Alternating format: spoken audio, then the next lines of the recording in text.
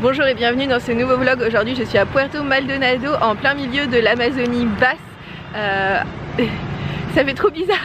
J'avoue que là il y a énormément d'oxygène et je ne le gère pas encore parce que la nuit dernière je l'ai passé dans un bus entre Cusco qui se trouve à 3500 mètres d'altitude et ici qui se trouve à peu près à 100 mètres d'altitude, et donc j'ai l'impression de surrespirer. C'est vraiment une sensation très étrange et d'avoir trop d'oxygène. Et même en termes d'audition c'est pas pareil, j'ai le sentiment. Enfin, tout ça pour dire que je suis à Puerto Maldonado. J'ai passé donc la nuit dans un bus de nuit Siva. Il est moins confortable que Cruz del Sol, mais franchement ça allait largement. J'avais une prise de courant, un siège qui s'inclinait à 140 degrés. Et là tout de suite je vais essayer d'aller déposer mon sac à l'hôtel et ensuite visiter les environs.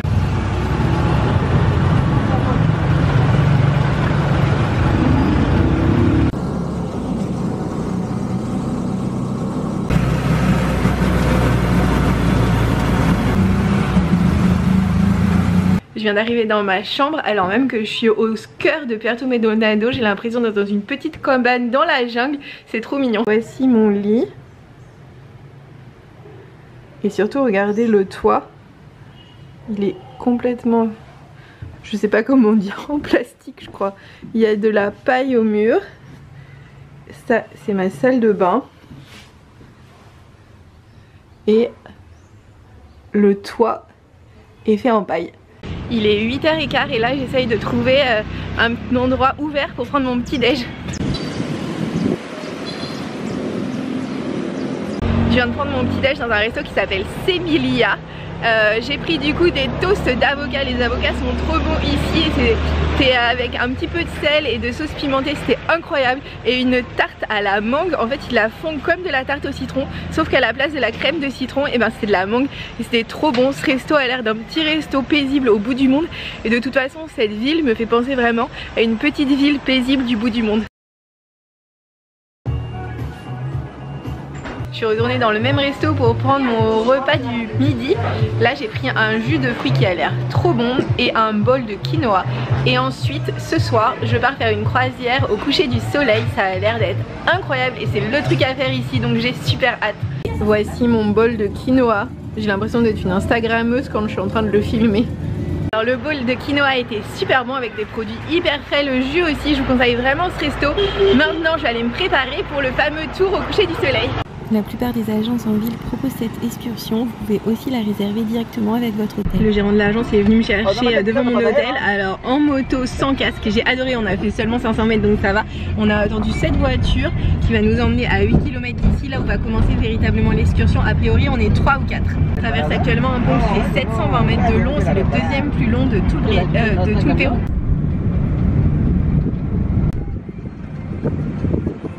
Après 8 km en bateau, on est arrivé à l'endroit du lac. On commence par s'enregistrer au niveau de cette petite cabane et après on y va.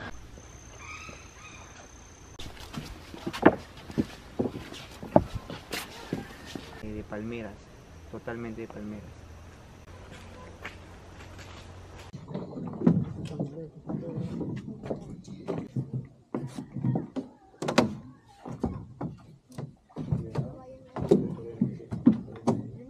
Ça y est, je suis montée sur le bateau. En fait le bateau c'est vraiment une petite barque avec une palme, ce qui fait qu'on va faire aucun bruit. Plantas similares a la flor de loto. También en diferentes partes de la Amazonía podemos encontrar estas plantas.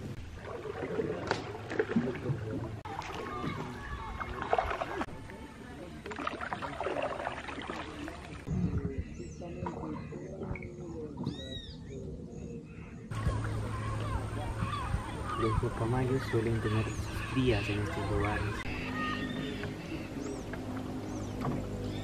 Mucho más fácil, ¿no?, de encontrar en el bosque. Dans le ciel, on peut voir des dizaines et des dizaines de perroquets magnifiques voler partout.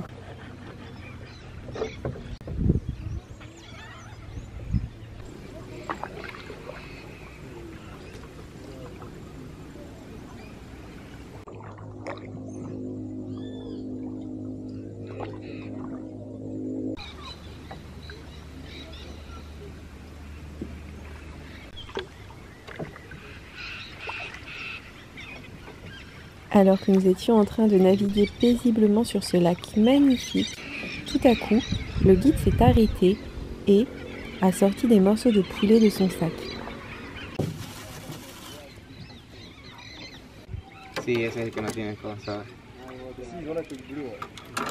Ensuite, il a jeté les morceaux de poulet dans l'eau et ceux-ci ont disparu en un éclair, comme aspirés vers le fond. Puis, il a accroché ces morceaux de poulet au bout d'un fil de canne à pêche. Et là, enfin, j'ai compris. Alors là, on va faire de la petite pêche aux piranhas. C'est incroyable parce qu'en fait dans ce lac il y a des tonnes de piranhas qui vivent. Le guide a déjà jeté quelques petits morceaux de poulet et clairement ils ont été engloutis en une seconde. Et donc là j'ai ma canne à pêche et je vais essayer de pêcher un piranha.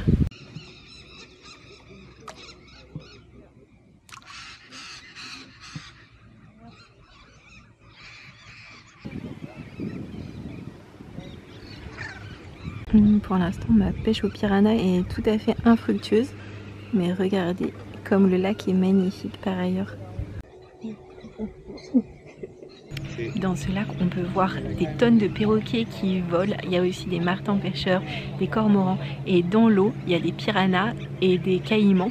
Ça donne super envie. Alors des piranhas, j'en ai vu un parce que les autres participants du tour ont réussi à en pêcher un miraculeusement. Et les caïmans, je crois avoir vu 2 yeux qui dépassaient grâce aux jumelles du guide.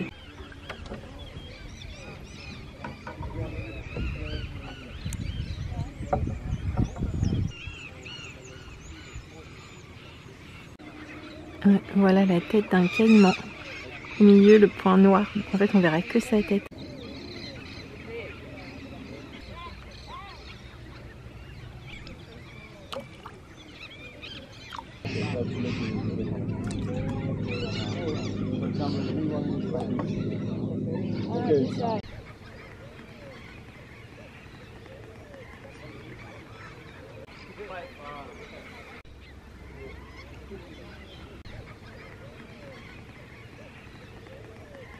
Vraiment bien avec ce tour, c'est qu'on n'est que 3 barques sur le lac, ce qui fait que les animaux n'ont pas peur de nous et en plus c'est vraiment des barques sans moteur. Et voici quand on réussit à pêcher un piranha, à quoi un piranha ressemble. Nico. On enlève gentiment l'hameçon de la bouche. Ouais. Oh. Es una piraña amarilla. Oh.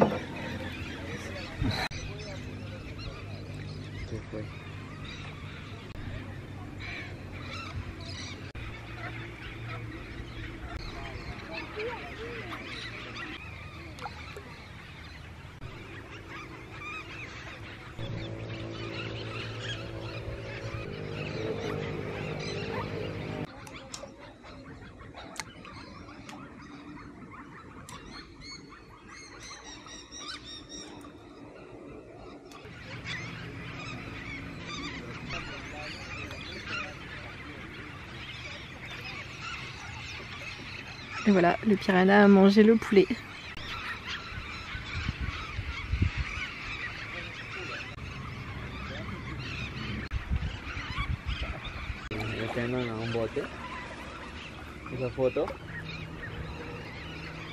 Tous les oiseaux que j'ai vus jusqu'à présent en fait étaient des perroquets. Ils sont verts et ils sont super jolis. Et l'avantage de faire ce tour au coucher du soleil, c'est normalement quand il n'y a pas de nuages vous pouvez voir le coucher du soleil, mais surtout tous les animaux sont en effervescence et les perroquets volent de partout et on entend énormément leur bruit.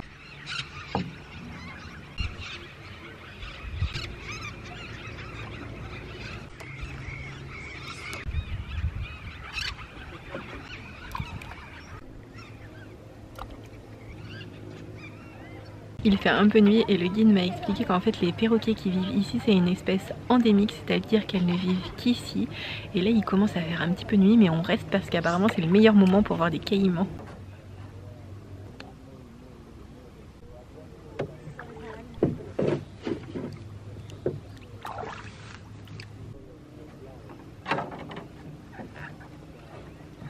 Après une heure de pêche au piranha infructueuse pour ma part alors que tout le monde a réussi à en pêcher, on va repartir parce qu'il commence vraiment à faire nuit et sur le chemin du retour on va essayer de voir plus de caïmans.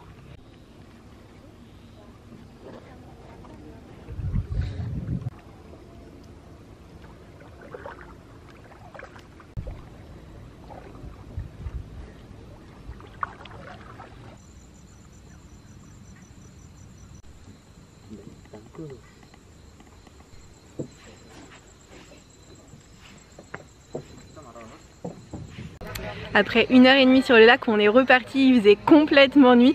C'était un petit peu effrayant, surtout que la dernière nouvelle du guide, c'était qu'il y avait des boa constrictors et des anacondas qui vivaient sur les petits îlots qu'on voyait, et que c'est pour ça que les caïmans aimaient bien se mettre à côté parce qu'ils avaient le même type de proie. Enfin, c'est ce que je crois avoir compris en espagnol, et croyez-moi que mon espagnol n'est pas très développé, donc vérifiez quand même ces infos. Et là on attend un taxi qui va nous ramener à Puerto Maldonado et qui va nous faire les 8 km. C'est la fin de ce vlog, merci de l'avoir regardé jusqu'ici. N'hésitez pas à le liker si vous l'avez aimé et à vous abonner pour voir celui de la semaine prochaine.